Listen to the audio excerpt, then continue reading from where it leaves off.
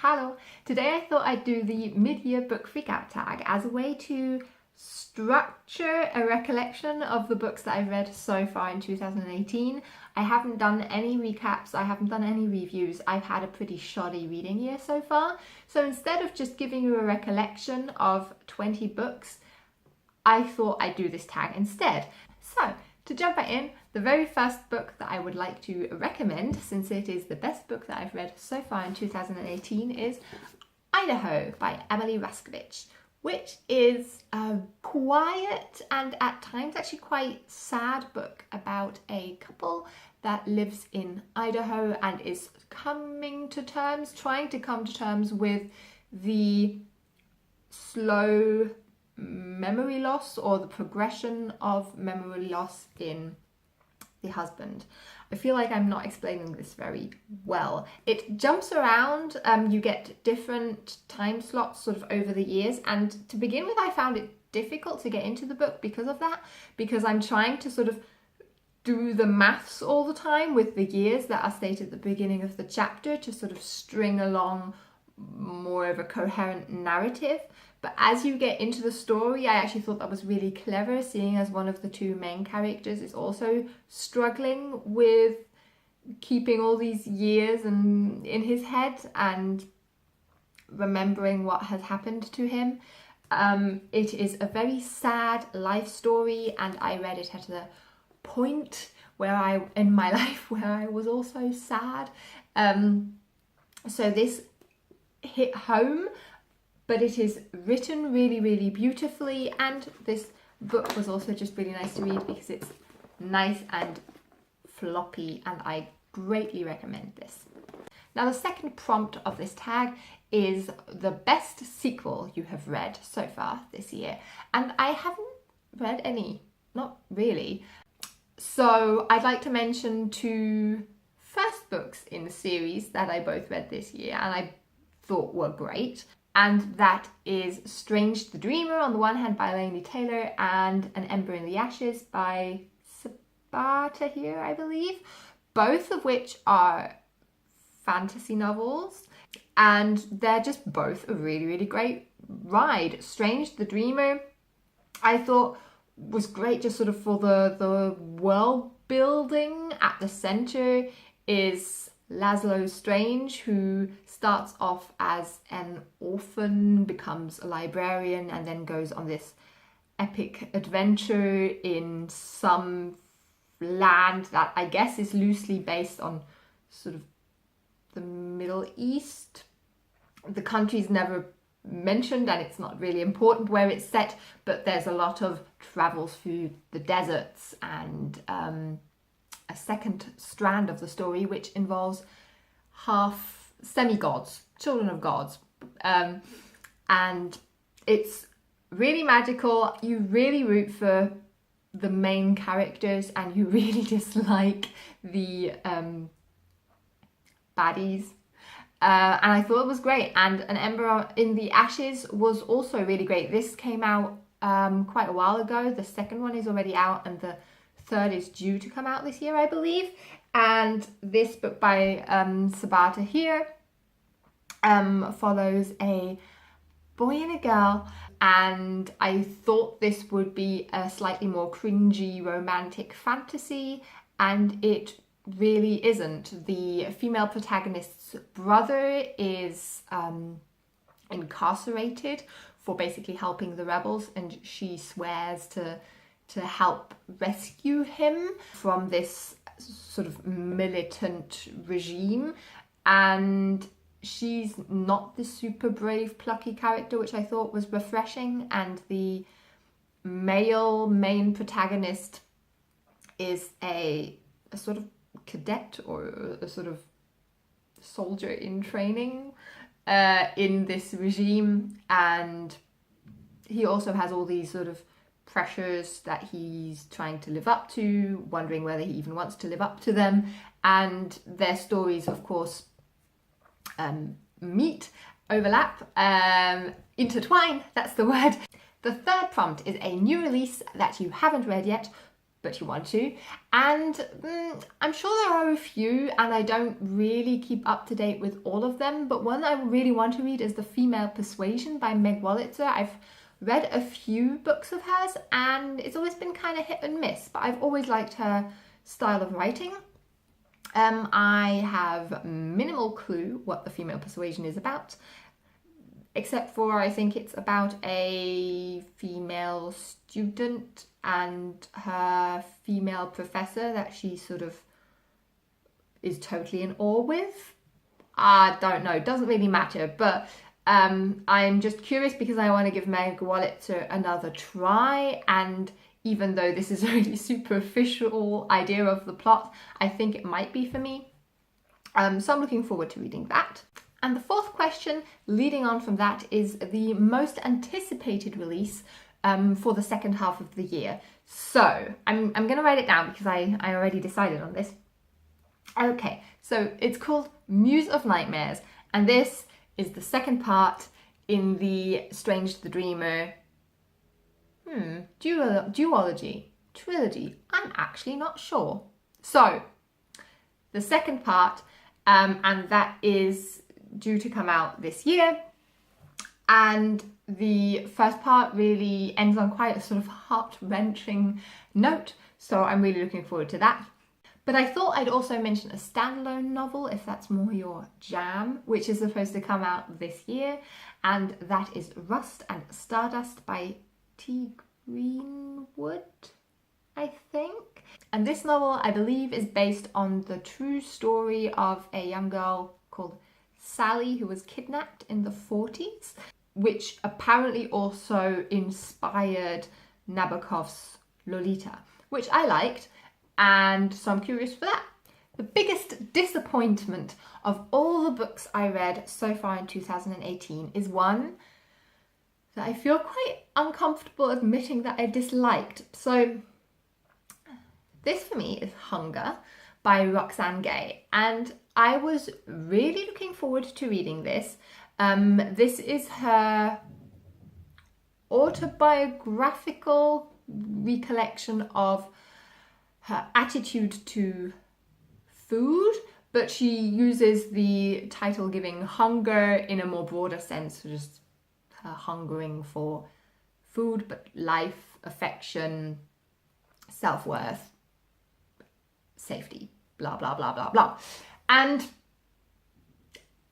I thought this would be a really,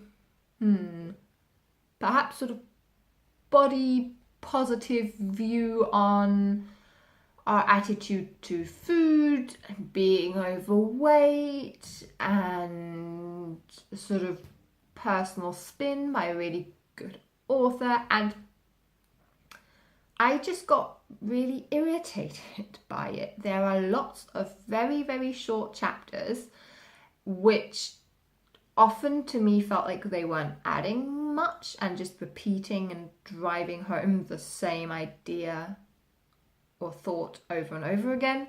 And the worst thing ever happened that sometimes I caught myself thinking, can't you please just accept yourself or go on a diet?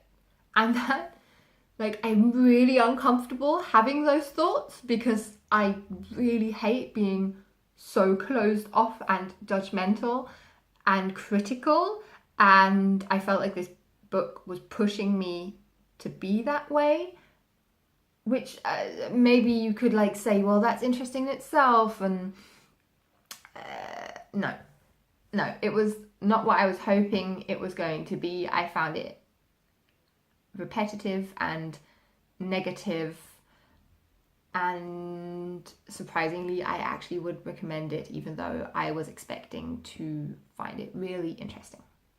And the biggest surprise for me was Catch-22 by Joseph Heller, which is also a book I didn't enjoy, but I'm listing this as my biggest surprise because it's not often that I read classics. This was published in 1961, I think. And obviously, or not obviously, I'm not going to presume anything because I had no clue what it was about, but a lot of people will know that it's set in the Second World War. It follows what feels like 100 characters, but mainly one. Boy, oh boy, is that a difficult book to read. It's not funny, in my opinion, and it's often marketed as a sort of comedic satire, whatever, about the war. There's one chapter, and that's the only chapter that's really stuck with me, and that's a horrific, troubling, devastating scene of a man dying and the main character trying to save his life. But that really sort of is at odds with a lot of the other book, and it's too long, in my opinion. Yeah, I really, really didn't enjoy it. I skipped some of the parts. I'm still counting it as having read it, but I did skip a few chapters and read summaries online because I found it so painful to read it. Yeah, surprising. My biggest surprise so far. Next, I'm asked to choose a favourite new author, and to me, and I'm going to go with one that I don't think is a cool answer to give, but it's Lucy Dillon. Lucy Dillon writes lots of, I guess, chick lit, and I read 3 books of hers at the beginning of the year in quite short succession, and they all have titles like Lost Dogs and Lonely Hearts and Walking Back to Happiness. That sounds really cringy, but I think they're really solid chick lits because they're not judgy, and, you know, not in a sort of twee Christian, you have to be married and you have to want children and you have to be chaste kind of way. She doesn't do any of that, so I thought that was really refreshing, and they all feature dogs. All these books feature dogs, which, you know, makes me even more uncool for liking that. But I like that. And yeah, I'm already going to segue into the next question, which is your like new book crush. And on the whole, I can't say I have crushes on fictional characters, but all those dogs in those books, and they're not sequels, but the main characters from previous books sort of pop up as side characters. So the dogs pop up as well, and yay, like, oh, rooting for a basset hound. Yeah, so like a basset hound, he might be my new fictional crush. They were great and real pick me up when you're kind of feeling a bit blue. My new favourite character, I would have to say, would be Laszlo Strange. Kind of driving home the fact now a bit. Strange the Dreamer, the first book in the series by Laini Taylor, has the male main protagonist Laszlo Strange, who is just so cool. Like, even though he's this sort of dreaming librarian character, he's really quite badass and brave and plucky. So he's my newest favourite character. A book that made you cry, I'm going to say, was Stay With Me by Ayobami Adebayo, I believe.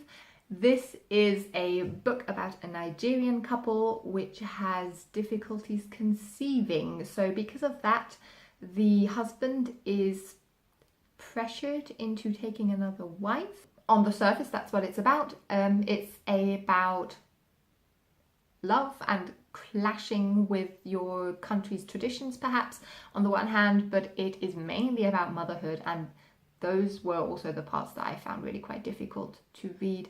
This woman's self-doubt and frustration and devastation and grief at some point later on in the book was really quite rough, and at some point I did find myself thinking, enough. You've put the character through enough now, and I might have shed a tear. To balance that out, I'll also recommend a book that made me happy, and that was Sarah Haywood's The Character.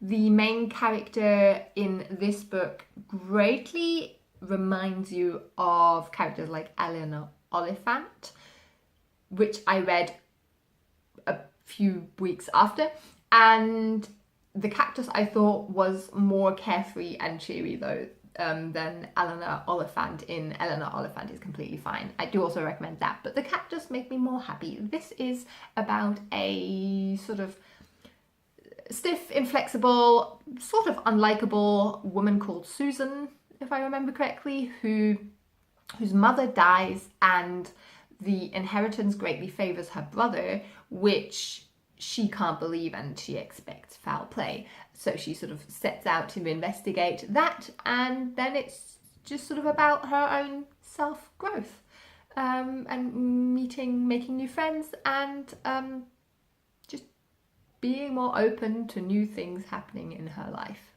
I struggled to answer what was the most beautiful book I had bought this year because I've done next to no book buying, which, hey, good for me. But I've settled on Do Androids Dream of Sheep by Philip K. Dick. This, I'm saying, is the most beautiful book I bought because I do really like the cover. And I also like the fact that I clicked my way through something like 20 different editions on Amazon to find an edition that I actually thought was pretty. This is the sci-fi book story that Blade Runner, the movie, was based on, and a lot of the other editions therefore had sort of movie tie-in covers, new editions, which I quite often find quite ugly, and in this case also really didn't like. So this one I think is really pretty, and the owls make sense if you read the book. And finally, the last question is, what book do you need to read by the end of the year? I don't need to read anything technically, but the only book that I did come up with and I'm choosing is the Earthsea Cycle by Ursula K. LeGuin. This book has the first 4 stories, first 4 books collected in one bind up. I'm saying that I need to read this because I have this borrowed out, lent to me by a friend, and it's not very nice to keep those things forever without returning them. This has been described as one of the classic great fantasy novels next to Lord of the Rings, or a more grown-up version of Harry Potter. All those comparisons I don't think are that helpful, but I've always wanted to read something by Ursula K. LeGuin. She's one of the biggies, and I never have. So I am really looking forward to getting stuck into this chunky book. So that was my mid-year book freak out tag. I'd like to know if you've read any of these books. Let's get talking about them. And all the books that I haven't mentioned within this tag that I've read this year, either, weren't worth mentioning or just really didn't fit into any of the categories. Maybe I'll touch on them at a later date. So until then, bye-bye.